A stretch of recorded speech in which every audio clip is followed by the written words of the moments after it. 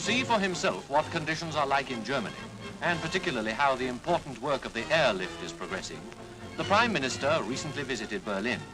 In the early dusk of what is still cold winter over there, Mr. Attlee was welcomed at Buckerberg Airport by Air Vice Marshal Williams before he went on to Gatow.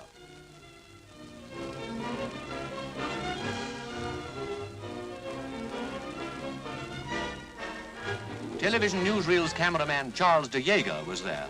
And these are the pictures he brought back, not only from the western sector, but from the Russian sector also.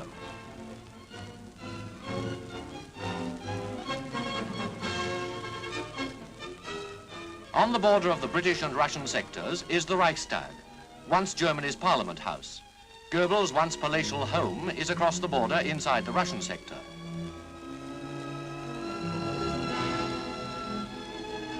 So is Hitler's Reichschancellery, a burned-out skeleton, all its glory long departed.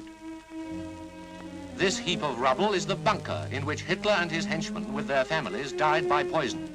No attempt is being made to clear the wreckage. In the British sector still stands the gigantic surface shelter that no explosives have yet been able to destroy completely. The little gardens of what were once residential squares have become graveyards. First intended for war casualties, ordinary burials now take place in them.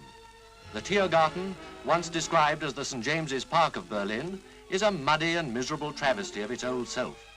Down the Siegesallee, with its ranks of statuary, Hitler planned to hold his victory parade. The Heeresstrasse, main road to Hamburg and once a beautifully wooded boulevard, carries little traffic since the blockade began. Its trees are being felled for firewood.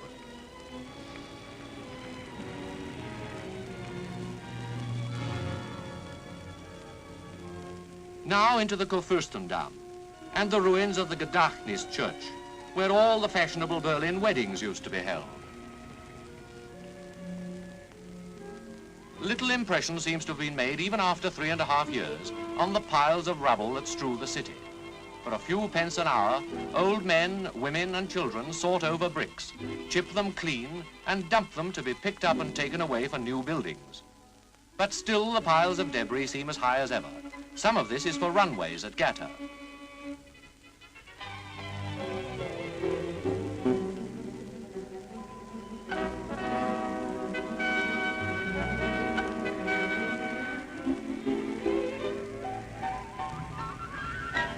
There is little money, not much that ordinary people can buy. Street vendors offer pipe cleaners, buttons, shoe horns, and similar odds and ends, but nothing substantial, nothing to help with the rations.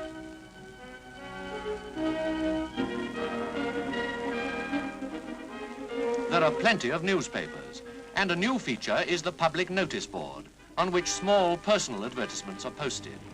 Cinemas have been patched up and are busy. This is the once luxurious Marmorpalast, and the billing is of a quite recent British film.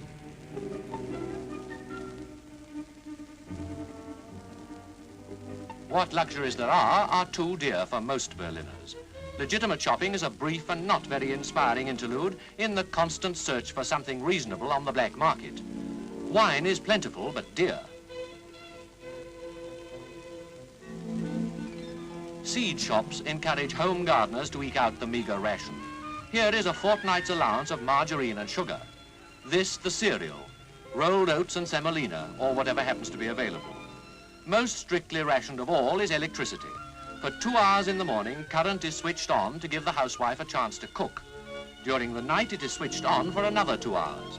Most people will have gone early to bed for warmth, but the moment the welcome light comes on, they scramble out to get on with ironing, cooking, mending, or whatever else has to be done before going back to bed for the night.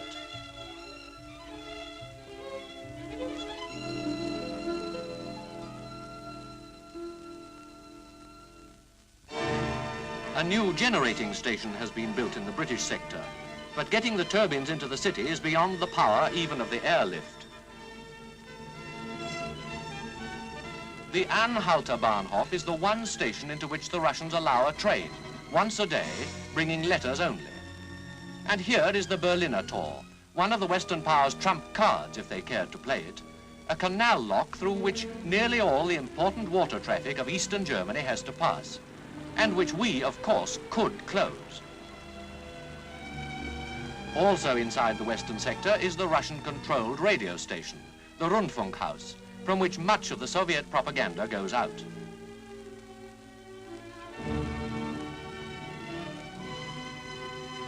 And in this sector too, curiously enough, is the Russian memorial to their soldiers who died in the battle for Berlin. The inscription on this face is in English. And this is what the Brandenburger Tor looks like today, Berlin's Arc de Triomphe. But there is a borderline between East and West, and it is clearly defined and plainly marked. Only through narrow gaps in the barriers can people pass over into the Russian zone.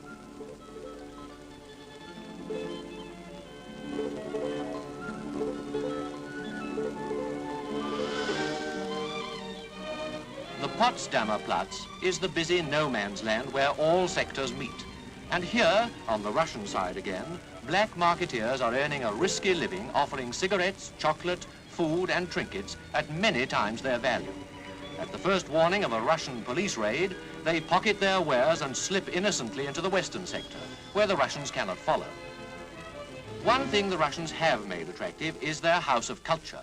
Here, in comfort and warmth, young Germans study the Soviet creed and the Russian way of life, or as much of it as is good for them to know.